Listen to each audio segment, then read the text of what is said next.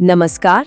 आज हम बात करने वाले हैं राजस्थान नगर पालिका अधिनियम 2009 की और शुरुआत करेंगे बिल्कुल पहली सीढ़ी से, यानी कि धारा 1 से।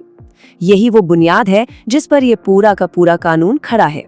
कभी सोचा है कि कोई कानून आखिर बनता कैसे है?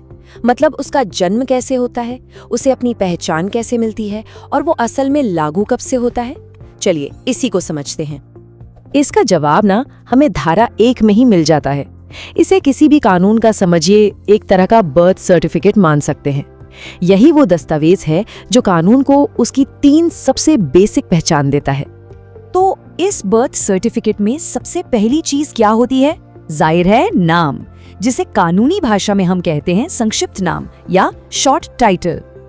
तो इस कानून का पूरा ऑफिशियल नाम है राजस्थान नगर पालिका अधिनियम 2009। यही वो नाम है जिससे इसे सारे सरकारी दस्तावेजों में, अदालतों में और हर जगह पहचाना जाएगा। ये इसकी पहली और सबसे बड़ी पहचान है। ठीक है, नाम तो पक्का हो गया।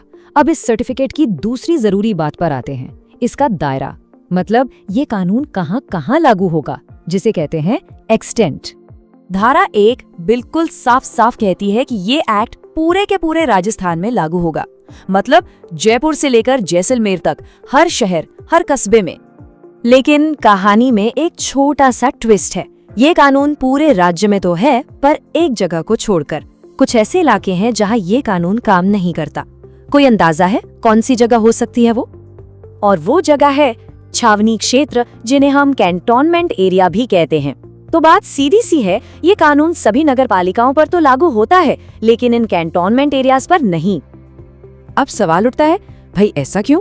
वजह सीधी सी है। ये जो छावनी क्षेत्र होते हैं ना, जैसे अजमेर के पास नसीराबाद, ये सीधे सीधे केंद्र सरकार के रक्षा मंत्रालय के अंडर आते हैं और उनको चलाने के लिए उनका अपना एक अलग सेंट्रल कानून है, कैंटोनमेंट एक्ट। इसलिए राज्य का कानून वहां लागू ही नहीं होता।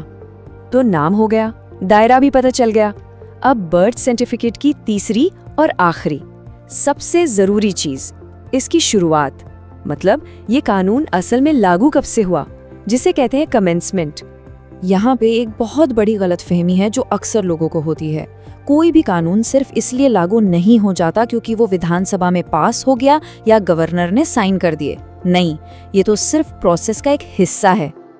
असली प्रोसेस पता है क्या है? गवर्नर के साइन के बाद राज्य सरकार एक ऑफिशियल गजट में एक नोटिफिकेशन निकालती है, और उस नोटिफिकेशन में जो तारीख लिखी होती है ना, बस उसी तारीख से कानून पूरे राज्य में लागू माना जाता है। तो सारी शक्ति उस नोटिफिकेशन में है। चलिए, अभी तक जो भी हमने समझा है उसे फटाफट एक बार रिवाइज कर लेते हैं, ताकि सारी बातें दिमाग में एकदम फिट हो जाएं। तो मोटा मोटा हिसाब ये है कि धारा 1 कानून का एक तरह से आई कार्ड है। नाम राजस्थान नगर पालिका अधिनियम 2009। एरिया पूरा राजस्थान, बस कैंटोनमेंट एरिया को छोड़कर। और लागू कब से हुआ? जब सरकार ने नोटिफिकेशन निकाला उस तारीख से। बस यही 3 चीजें हैं धारा 1 में। तो आखिर में सवाल ये उठता है कि इतनी सिंपल सी दिखने वाली ये धारा इतनी जरूरी क्यों है? वो इसलिए क्योंकि यही वो धारा है जो किसी कानून को सिर्फ कागज के पन्नों से निकालकर एक असली जिंदा ताकत देती है। इसके बिना कोई भी कानून सिर्फ शब्दों का ढेर है और कुछ नहीं।